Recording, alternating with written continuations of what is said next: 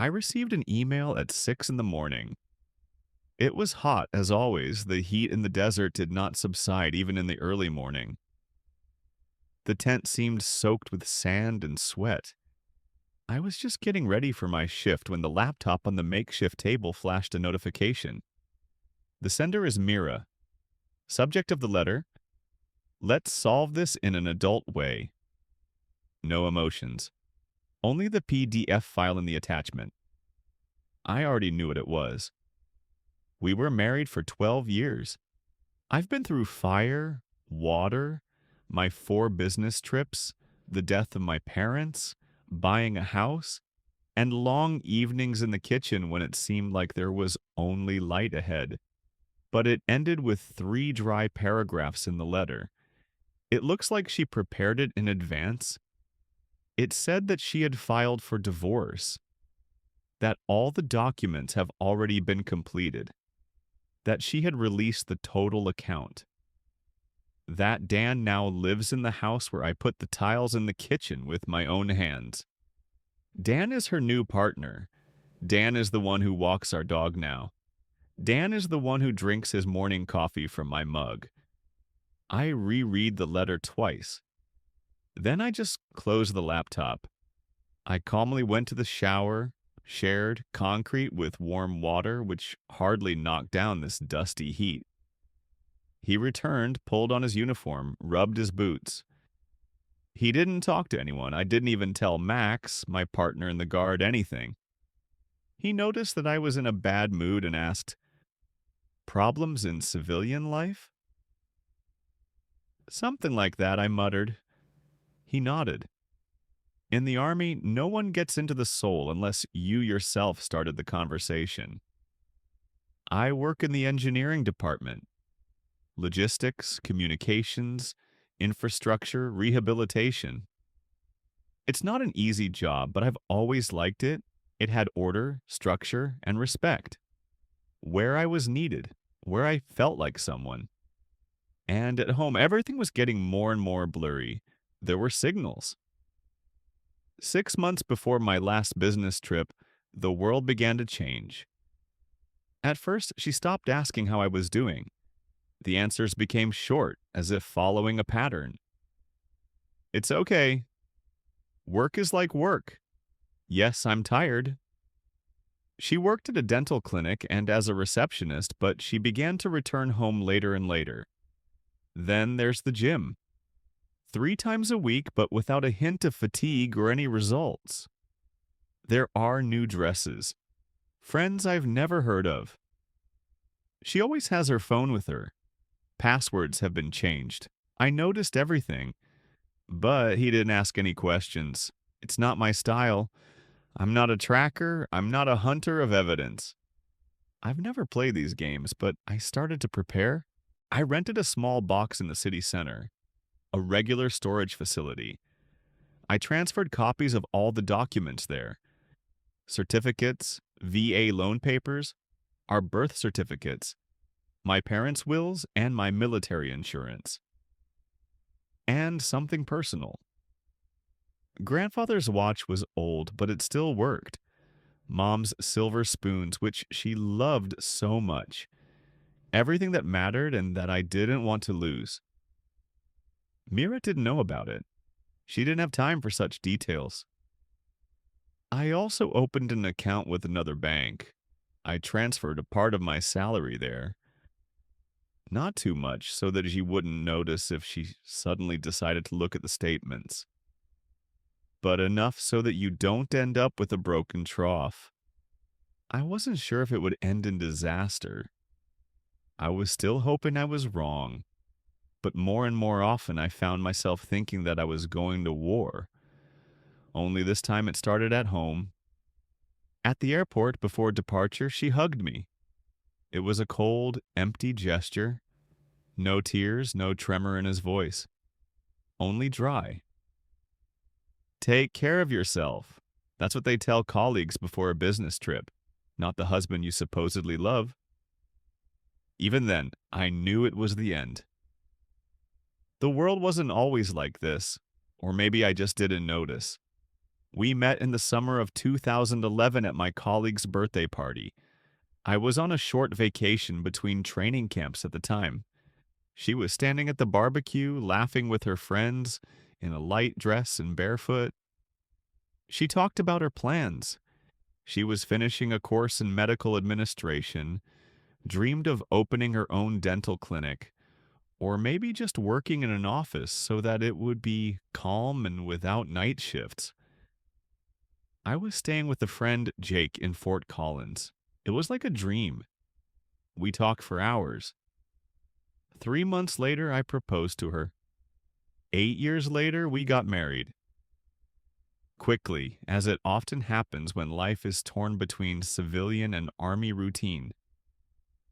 We bought the house in 2014. Modest but cozy. 2 bedrooms, attic, small plot. Everything was arranged for me. The VA loan allowed me to take out a mortgage without an initial payment. I didn't even notice at the time that it was technically only my property. We were a family. What's the difference? I added it to the documents because that's what spouses do. They share. It's been a long time since then. I've been to Iraq twice, in Afghanistan twice. Each time he came back a little quieter, a little tired. Not because he didn't love her, but because the war was changing us from the inside. I made other things important. At first, she met me at the airport with a sign. She hugged me, not letting go for about 5 minutes. Then she just came. Then she called from home that she couldn't because of traffic jams. I don't blame you, we all get tired. But something started to change. Gradually. Sometime after the third business trip, she started saying, "When are you going to get a normal job?" For her, the army was something temporary, not a career. No one served in her family. My father is an accountant. My brother is a pharmacist. Clean hands, clean white walls, without bulletproof vests and dust. I considered the form to be a part of me. That was what made me me. I did not feel like a man in civilian life, no matter how strange it may sound. She said she was bored, that it's hard for her, that she didn't sign up to be an army wife. I'm alone all the time, all by myself. She was saying, and I understood. I tried.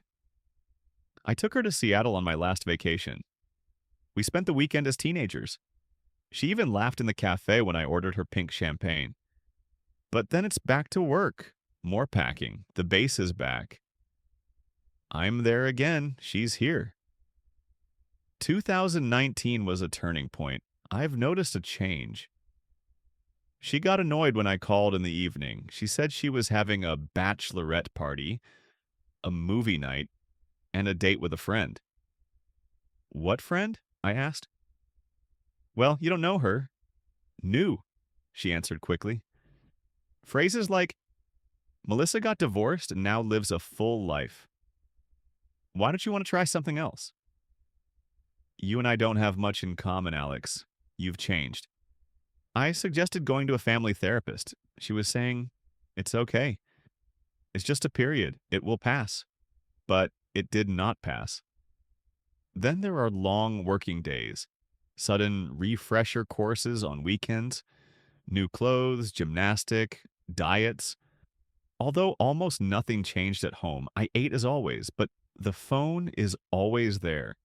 The screen is down. Notifications are disabled. I didn't scream. He didn't make any scandals. I knew all too well where this was going. I just watched. I started ticking the boxes.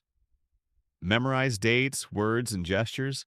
The Army teaches, if you're not sure, watch, analyze, wait. Then you'll get an advantage. And I waited. On the day of departure, she hugged me like a stranger. No trembling in the fingers. Just a calm, even mask. Take care of yourself, okay? It wasn't goodbye, love. It was, I hope you won't be too much of a nuisance. I flew away with a heavy heart, but a plan was already forming in my head. If you see that the bridge is being burned, don't jump into the river. Build a new path. That's exactly what I was going to do. When I first saw the movement on our account, a real wave of withdrawals, I was already in the zone. The phone vibrated and the bank's app showed a transfer of almost 90,000 in a few seconds. The balance in the account is a measly $23, and our savings for a rainy day, almost 50,000, disappeared. I wasn't panicking. He just put down his fork, got up from the table, and went to the call center. The bank's operator confirmed that the transfer started the day after my departure. First 1,000, then 2, then all at once. When I hung up, I was standing in an empty hallway. The usual army life was all around. Someone was laughing. Someone was arguing about internet bills at home. Someone was waiting for their turn on the phone. And everything that I had been building for 12 years was burning under my feet. I stood there in silence. He clenched his teeth. Max came up later. "Hey, are you okay? They say you've been walking around like a ghost all evening." I looked at him. My wife has emptied all the accounts. She sent me a divorce, and her new one moved into our house. He didn't offer any consolation. He just asked, "What are you going to do?" I nodded. "I'll figure it out." I didn't sleep that night. I took out my laptop and logged into our home video surveillance system, the one I installed when there was a wave of break-ins in the area. Mira must have forgotten that I still have access. Cameras, inside and outside. The first thing I saw was Dan coming out onto the porch, taking the leash, walking my dog. Then he comes back, takes my favorite mug with the squad's logo, pours coffee. Mira is in the background, in her pajamas, with the same hairstyle she did on our anniversaries. They're laughing. The kitchen, which I renovated myself, echoes with betrayal. There's no rage inside, ice, full control. I was no longer a husband. I became a soldier who was assigned a mission. I started writing a list as clear as an operation plan. Call John, a lawyer friend. Check the terms of the VA loan. To clarify the possibility of an emergency vacation. Find copies of mortgage documents. Ensure that your retirement accounts are protected. Change all passwords to personal accounts. I began to act as I do in the fields, with cold precision. John answered immediately. He said he would help. If everything was as I described, it was a serious matter. He advised me not to talk to Mira directly, not to warn her. Any mistake can cover everything up. A week later, I received emergency permission to return. The wording is unforeseen circumstances. I didn't go into details. This was no longer about the army. It concerned me. I didn't tell anyone that I was coming back. Checked into a motel in Denver under a different name. John met me in the parking lot of a cafe outside the city. "You look like you walked here from Fallujah." "It almost is," I replied. He handed me a folder of papers. There were bank statements, contracts, and a record of a suspicious loan recalculation, and the signature, almost mine. The handwriting was imitated well, but incorrectly, the wrong middle, the wrong arc in the letter R. I asked, even though I knew the answer. "She is." And he. He is listed as a co-applicant. Dan. By the way, he has 2 criminal records. For what? Drunk driving and financial fraud. I stared at the documents in silence. John added softly, "Are you ready for this?" I nodded, not because I was sure, but because there was no other way out. The next day, I got in the car and drove past our former house. Dan's car was missing, but Mira's car was parked in the driveway. I didn't come out. He didn't ring the doorbell. I was just watching. Everything seemed alien, even the facade, even the curtains, which she had so persistently chosen while I was on training in Virginia. I turned around and drove to the bank. I was met by an employee who was listed in the documents by John as the supervisor of our mortgage. I presented my military ID, a copy of the real signature, and an old bank card and compared it with the fake data. The employee's face paled. "This is serious. We have to report this." "They've already informed me." "To the police." "You will be next." That evening, I received a message from Mira. "Did you do something?" The bank called. "They're talking about some kind of fraud." Dan is in shock. "What's going on, Alex?" I didn't answer. The next morning, John and I filed an application with the district court to invalidate the deal. Signature forgery. Fraud. All actions with the property were now blocked without my presence. Mira called again. Voice control. "Alex, can we talk like adults? Please. It's not what you think." These were the same words as in her letter. Only now the voice was trembling. Again, I didn't answer. 2 days later, John called me. "We found something interesting. Do you remember Spencer? The agent who appeared on the cameras? He's connected to Dan. They've already sold houses together. 3 deals in the last 2 years. Everything is a divorce, and almost all of them. The former spouses were military." I was shaking. This was no longer just a betrayal. It was a scheme. Purposeful. Thoughtful. As an operation to take over someone else's life with legal registration. "And that's not all," John added. "One of the customers was named Spencer. Probably a relative of the agent. Fraud." "Are you sure Mira knew?" "We're looking into it. But she was clearly involved in at least the paper part. I remembered her talking about a heavy mortgage. That we are tied hand and foot at home. I didn't pay much attention at the time. Our payments were moderate. I covered everything with my salary. Now it became clear. She was preparing. It was as if she was probing my reaction. On the same day, I logged back into the camera system. Dan and Spencer were inside. We walked through the rooms. We discussed the layout. They pointed to the renovated bathroom and the tiles in the kitchen. All the things I did by myself with a tool in my hand when I was on vacation. Spencer said, "We'll put it out by the end of the week. There is one client. Cash, as always." Dan clarified, "How much?" "We'll put up 470. It will offer 420. Everyone is happy. And the husband, well, he's a military man. He'll sign it to get rid of him." I watched and felt like everything that had been my life had turned into a stage play where I was the backdrop. John recorded the broadcast. I sent the video to the FBI agent. Signed the message with 2 words, "Happening now." 40 minutes later, the house was surrounded. I stood at the end of the street and watched as the people who had ruined my life were led out in handcuffs. Spencer was shouting something. Dan was turning away from the cameras. And then Mira appeared from the alley. I stood on the lawn, shocked. She covered her face with her hands as the agents carried the boxes of documents. I called John. "What now?" "It all depends on you.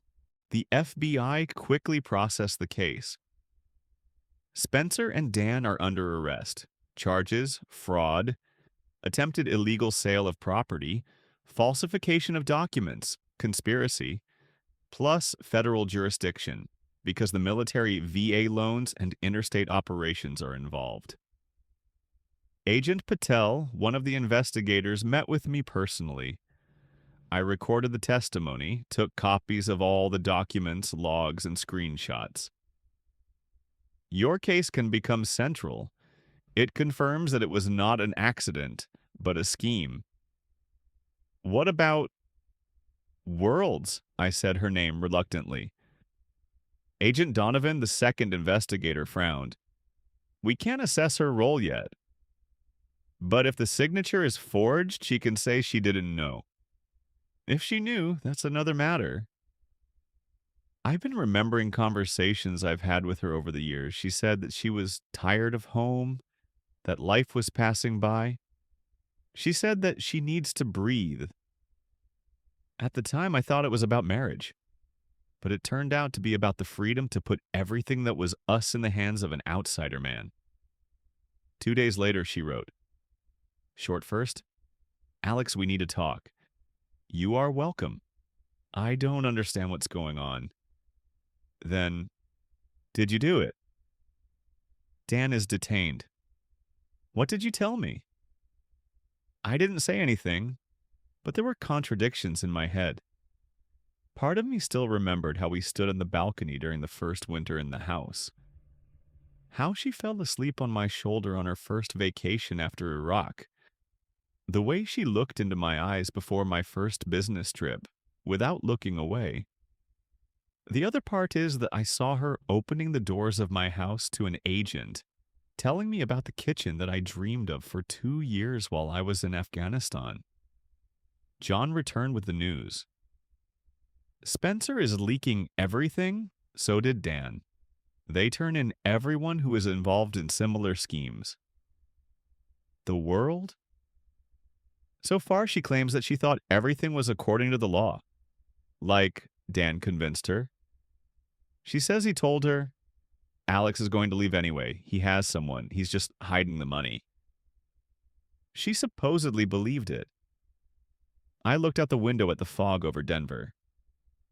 She always knew how to believe in what was convenient.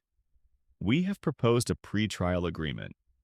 Mira signed a complete waiver of any rights to the house, pension contributions, property, refund of all available funds, written confession of complicity.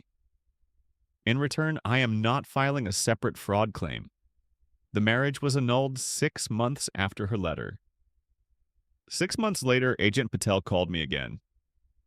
Alex, the sentences have been passed. Dan is 8 years old. Spencer is 12. Both involved major collusion, fraud, and money laundering. Thanks, I breathed.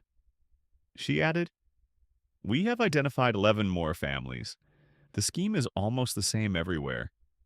The woman stays alone, gets in touch with Dan. He uses her position. Spencer is an intermediary, house sale. The money is leaving.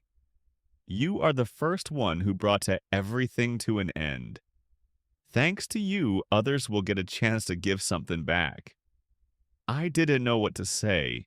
He just nodded. Sometimes small actions create an effect that you don't expect. I didn't want to be a hero. I just didn't want to be broken. A year has passed. I sold the house. I couldn't stay there anymore. There are too many voices in the walls. I bought a small house in Montana. 2 bedrooms, veranda, 10 acres of land. The river is below. No neighbors, no noise. Just the silence that I choose myself. His retirement allowed him not to work, but I started making furniture. Work with wood. Hands accustomed to weapons and tools found peace in this. I got a dog, a German shepherd, and named him Scout.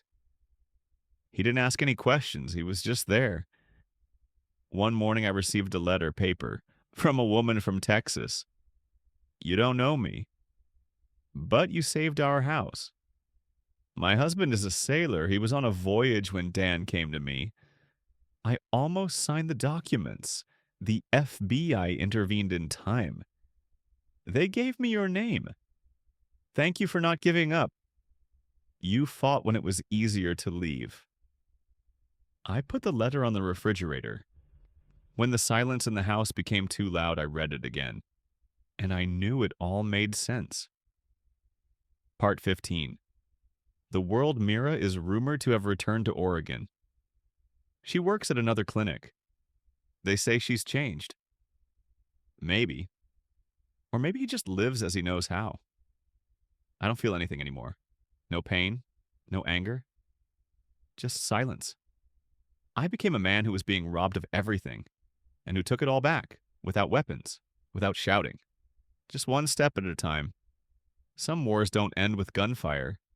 Sometimes they end with a calm morning, a cup of coffee, a dog at your feet, and the moment when you suddenly realize you survived.